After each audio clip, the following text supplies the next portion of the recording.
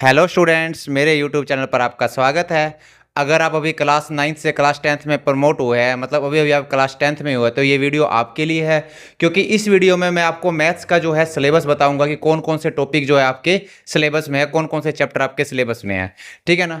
और फिर इसके बाद जो है मैं आपको ये बताऊंगा, क्योंकि हम यहाँ पर जो है इस चैनल पर जो है क्लास 10th का मैथ जो है मैं पढ़ाना स्टार्ट कर रहा हूँ। तो पहले मैं आपको कौन सा चैप्टर कराऊंगा, फिर इसके बाद कौन सा चैप्टर कराना है, वो सारी चीज़ें जो है डिटेल में बताऊंगा मैं आपको। और साथ ही साथ मैं आपको ये भी बताऊंगा कि आपको कौन कौन सी बुकें फॉलो करनी है। ठीक है, तो चलिए स्टार्ट करते हैं। तो ये आपके पास सारे के सारे टॉपिक है जो आपके क्लास 10th मैथ्स के सारे चैप्टर है। ये टोटल आप देख पा रहे हो कि 14 चैप्टर है टोटल। ठीक है ना। रियल नंबर पहला चैप्टर है, फिर है polynomial, linear equation in two variable, quadratic equation, arithmetic progression, triangle, coordinate geometry, introduction to trigonometry, some application of trigonometry, circle, area related to circle, surface area and volume, statistics and probability. ये total 14 chapter है। तो in chapter में अगर देखें तो सबसे easy chapter बेटा कौन से है? सबसे इजी चैप्टर ये दो है, एक स्टैटिस्टिक्स और प्रोबेबिलिटी। तकरीबन ये आपके 10 मार्क्स के आएंगे ये एग्जाम में। मतलब ये समझ लो कि ये दो चैप्टर ऐसे है कि आप फॉर्मूला पुट करो और आंसर निकालो, मार्क्स पाओ। सिर्फ आपको फॉर्मूला पुट करना है और आंसर आ जाएगा। और इतने इजी चैप्टर है ये, तो 10 मार्क्स तो आपके ये बिल्कुल फ्री के हैं यहाँ से जो आएंगे स्टैटिस्टिक्स और प्रोबेबिलिटी के। मतलब आप लगा सकते हो कि इजी से चैप्टर है ये आपके। ठीक है ना, इजी चैप्टर। इसके बाद जो है जैसे पहले दो चैप्टर है, रियल नंबर है और पॉलिनोमियल, ये भी आपके इजी चैप्टर है, बहुत इजी चैप्टर है। रियल नंबर चैप्टर में हम क्या पढ़ेंगे? एचसीएफ एलसीएम के बारे में पढ़ेंगे कि मतलब हमारे पास दो नंबर दे रखे हैं, उनका एचसीएफ क्या होगा, एलसीएम क्या होगा। मान लो मैं आपको नंबर दे दूं 420 एक नंबर है, 840 नंबर है, इनका एचसीएफ क्या होगा, एलसीएम क्या होगा। प्राइम फैक्टराइजेशन मेथड से आपने हो सकता है कि 5th 6th क्लास में पढ़ा भी हो एचसीएफ और एलसीएम 5th क्लास में, तो वो हम दोबारा पढ़ेंगे एचसीएफ को और एलसीएम को। और साथ ही साथ आपने 9th क्लास में पढ़ा है इरेशनल नंबर्स के बारे में। आपको पता है जैसे √2 है, √3 है, √5 है, ये सारे के सारे जो है इरेशनल नंबर होते हैं। तो यहाँ हम फर्स्ट चैप्टर में पढ़ेंगे कि ये इरेशनल नंबर क्यों होते हैं। हमारा क्वेश्चन आता है एग्जाम में, हर बार आता है, prove that √2 is irrational number, prove that √3 is irrational number, prove that √5 is irrational number. एक इसका स्पेसिफिक प्रूफ है, वो प्रूफ हम पढ़ेंगे हम। ठीक है ना। और हर बार लगभग एग्जाम में आता ही है, 3 मार्क्स में भी क्वेश्चन आ जाता है, कभी कभी 5 मार्क्स में आता है, मोस्टली 3 मार्क्स में क्वेश्चन आता है। तो ये तो होगी रियल नंबर की बात। दूसरा चैप्टर है पॉलिनोमियल। पॉलिनोमियल चैप्टर आपका 9th क्लास में भी था और इस 10th क्लास में भी आपको मिलेगा पॉलिनोमियल चैप्टर। और पॉलिनोमियल चैप्टर जो हमने 9th क्लास में पढ़ा था, ये उसका एक्सटेंशन है, मतलब उसका थोड़ा सा हम जैसे हमने 9th में पढ़ा था उसी पर बेस्ड है। ये 10th क्लास में पॉलिनोमियल पढ़ेंगे। फिर ये आपके दोनों इजी चैप्टर है। फिर इसके बाद थर्ड चैप्टर है linear equation in two variable, जो हमारा थर्ड चैप्टर है। ये चैप्टर भी आपका 9th क्लास में था, linear equation in two variable. जैसे मान लेते हैं हमारे पास दो इक्वेशन दे रखी है, दो वेरिएबल में एक्स और वाई में। पहली इक्वेशन है 3x + 2y = 8, दूसरी इक्वेशन है x + 4y = 9। और मैं कह दूं कि इन दोनों इक्वेशन को सोल्व करके x और y की वैल्यू निकालो। तो आपने 9th क्लास में ये चीज़ नहीं पढ़ी कि दो इक्वेशन दे रखी हो, उनको सोल्व करके x या y की वैल्यू निकालो। तो हम ये 10th क्लास में पढ़ेंगे अब। तो इस चैप्टर में पढ़ेंगे linear equation in true variable. और इससे अगला जो टॉपिक है वो क्वाड्रेटिक इक्वेशन का है और अरिथमेटिक प्रोग्रेशन है। ये तीनों चैप्टर आपके मॉडरेट लेवल के हैं। ये तीनों चैप्टर जो है आपके मॉडरेट लेवल के हैं, मतलब आप ये कह सकते हो ना तो ज़्यादा इजी है और ना ज़्यादा डिफिकल्ट है। ठीक है ना, मॉडरेट लेवल के है। इसी तरीके से ये वाला चैप्टर है सर्कल है, सर्कल नहीं सॉरी, ये एरिया रिलेटेड टू सर्कल है। इसको भी आप कह सकते हो कि ये मॉडरेट लेवल का है, एरिया रिलेटेड टू सर्कल। ठीक है ना, ये भी मॉडरेट लेवल का है। आप इसको इतना इजी भी नहीं कह सकते लेकिन इतना डिफिकल्ट भी नहीं कह सकते, ठीक ठीक है इसका लेवल जो है। और अब बात करते हैं कि देखो इसमें थ्योरम्स, जैसे हमारी 9th क्लास में थ्योरम्स आती थी, 10th क्लास में भी हमारे थ्योरम्स के चैप्टर है। थ्योरम्स आपका पीछा नहीं छोड़ेंगी। तो कौन कौन से चैप्टर थ्योरम्स के बेटा? ये जो ट्रायंगल है और इसके बाद ये हमारा हो गया सर्कल्स। ये दो चैप्टर आपके थ्योरम्स के हैं जो कि डिफिकल्ट रहेंगे। जी हाँ, ये दो चैप्टर आपका डिफिकल्ट रहेंगे, एक सर्कल का और एक ट्रायंगल्स का।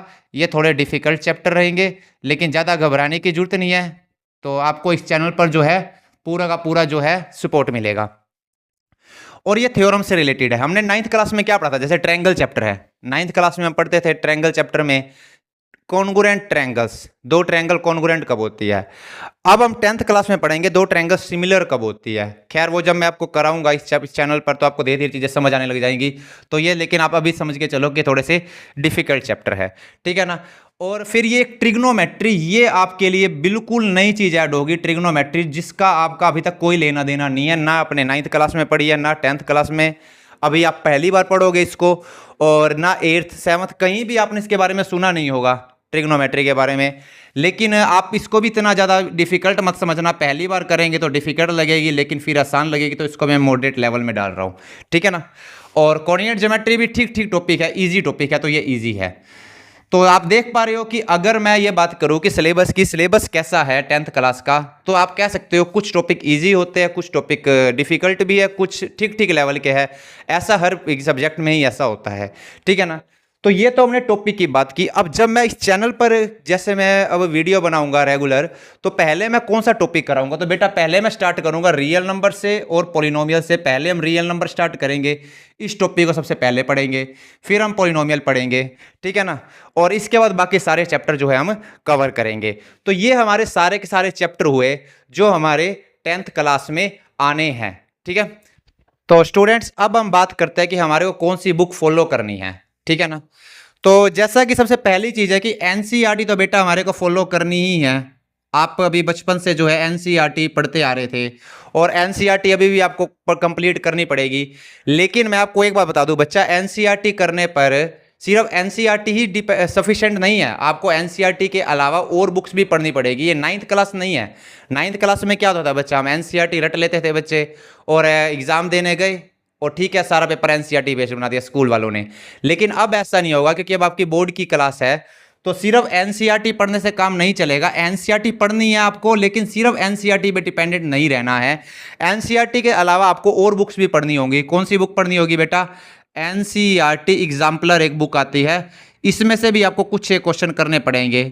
कौन से क्वेश्चन पढ़ने पड़ेंगे एनसीईआरटी एग्जाम्पलर में, जो सिलेबस में है। सिलेबस अब रेड्यूस हो चुका है पहले के कंपेयर में, लेकिन जो एनसीईआरटी एग्जाम्पलर है इसमें पुराने क्वेश्चन भी है कुछ एक, जो कि आज की डेट में आउट ऑफ सिलेबस हो चुके हैं, तो वो आपको नहीं करने हैं, लेकिन बाकी जो सिलेबस में है वो इसमें से करने हैं, ठीक है। इसके अलावा आपको बहुत अच्छी बुक आती है जिसको हम बोलते हैं आर.डी. शर्मा, ये बुक भी आपको करनी है। अब कभी कभी क्या होता है कि आर.डी. शर्मा बुक का नाम सुनते ही बच्चा घबरा जाता है, तो मैं यहां पर यह नहीं कह रहा कि आप आर.डी. शर्मा को बिल्कुल कंप्लीट करो। तो मेरे कहने का मतलब है अगर आपको आर.डी. शर्मा करनी है जैसे, तो वही क्वेश्चन कर लो जो एग्जाम में आए हुए हैं पहले, previous year question paper, previous year questions कर लो, मतलब आर.डी. शर्मा में से, ठीक है ना। इससे एक तो आपकी प्रैक्टिस बनेगी, दूसरा क्या होगा कि आपका कॉन्फिडेंस खुद का बढ़ेगा क्वेश्चन को सोल्व करने का। इसके अलावा आपको क्या करना है, आपको प्रीवियस ईयर के क्वेश्चन पेपर, ये तो एंड की बात हो गई, खैर प्रीवियस ईयर के क्वेश्चन पेपर आपको सोल्व करने हैं। हर साल जो है क्वेश्चन पेपर जो आ रहा है, पिछले 5 या 6 क्वेश्चन पेपर आपको सोल्व करने हैं, प्रीवियस ईयर क्वेश्चन पेपर जो है, जिससे आपको पता लग जाएगा कि आपका जो है कितना लेवल है। लेकिन ये अभी नहीं करने प्रीवियस ईयर क्वेश्चन, ये कब करने हैं, सिलेबस पूरा होने के बाद, जब आपका सिलेबस पूरा हो जाएगा और लास्ट के समझ लो 2-3 महीने में, 2-3 महीने जब बचे होंगे एग्जाम को, तभी आपको करने हैं प्रीवियस ईयर क्वेश्चन, ठीक है ना। और लास्ट में आपको सैंपल पेपर भी लगाना है। आप किसी भी अच्छे पब्लिशर का सैंपल पेपर ले लो, तो वो भी आपने लगाना है। लेकिन ये 2 काम आपको बाद में करने हैं, लास्ट 2 या 3 मंथ्स में करने हैं। स्टार्टिंग में ये इन चीज़ों पर अभी ध्यान नहीं देना है। अभी किन पर ध्यान देना है बच्चा, अभी ध्यान देना है पहले एनसीईआरटी करो, एनसीईआरटी एग्जाम्पलर के क्वेश्चन करो, आर.डी. शर्मा में से क्वेश्चन करो। मतलब सीधी बात यह है कि आपको एक्स्ट्रा क्वेश्चन करने होंगे। एक्स्ट्रा क्वेश्चन जो है एग्जाम में सिर्फ एनसीईआरटी से क्वेश्चन नहीं आता है, एनसीईआरटी के बाहर से भी क्वेश्चन आता है। मैं आपको इसलिए बता रहा हूं क्योंकि कई स्कूलों में क्या होता है, ओनली एनसीईआरटी करा देते हैं और बच्चा ओवर कॉन्फिडेंट हो जाता है कि सर हमारी तो एनसीईआरटी हो गई और इसमें तो बहुत ही कम क्वेश्चन थे। बच्चा ओवर कॉन्फिडेंट हो जाता है और पेपर देने जाता है तो उसमें कुछ मिलता ही नहीं है एनसीईआरटी से। अगर आपको विश्वास ना हो तो अभी जो एग्जाम हुआ है 1-2 दिन पहले, तो आप किसी बच्चे से पेपर लेके देखो और उससे पूछो कि एनसीईआरटी में से कितना पेपर था स्टैंडर्ड मैथ का, तो वो आपको बताएगा कि एनसीईआरटी से तो कुछ बहुत ही कम मिला, ठीक है ना। इसलिए मैं आपको बता रहा हूं कि आप प्रॉपर तरीके से तैयारी करो, बिल्कुल प्रॉपर तरीके से तैयारी करोगे तभी जो है आपकी जो है तैयारी अच्छे से होगी।